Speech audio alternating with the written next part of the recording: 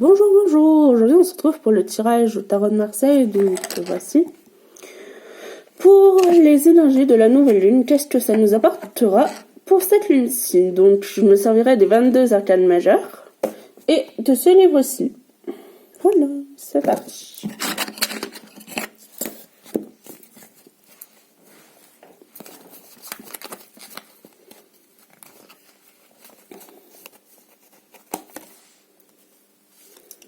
Voici notre première carte.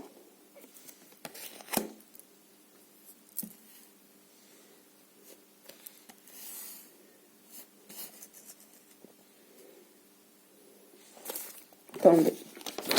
Là, c'est mieux. Voici la seconde carte.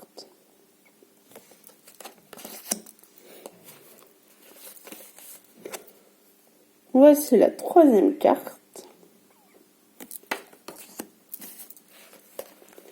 Et la quatrième.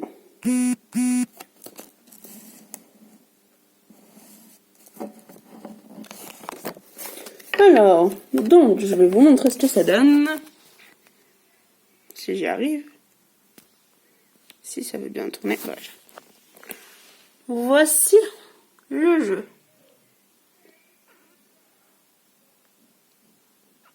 Maintenant, nous allons trouver notre cinquième carte en additionnant le tout. Alors, nous avons le 10. Nous avons le 11. Nous avons le 8. Et nous avons le 14. Ce qui nous donne un total de 25, 35,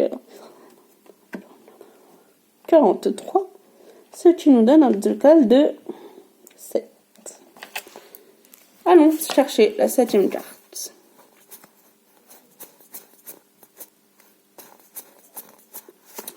Qui est donc le chariot. Que voici.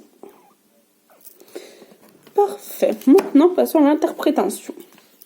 Je vais juste noter mes cartes. Je le ferai après. Alors, nous avons en premier lieu la roue de fortune. Qui nous dit, si je retrouve ma page, la roue de fortune. L'allégorie est claire, imbu de vanité, les humains représentés par des animaux déguisés s'efforcent d'atteindre une stabilité conférée par la puissance, symbolisée par le monstre trônant sur la plateforme de la roue.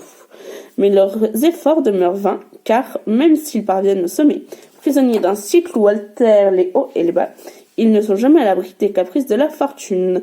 L'initié, lui, reconnaît la futilité des honneurs, hauts grades, etc. de ce monde. Il recherche l'équilibre véritable, la stabilité, non seulement, mais spirituellement. Non socialement, mais spirituellement. Voilà. Ensuite, nous avons la force, qui est la 11e.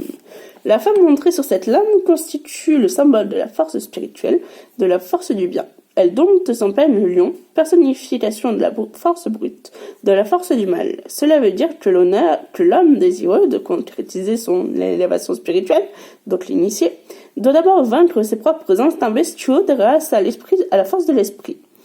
Cette première victoire remportée, il pourra mieux se consacrer à son apostolat, utilisant la douceur et la persuasion, jamais les moyens de la force physique, dans sa tentative pour vaincre le bien pour faire triompher le bien autour de lui.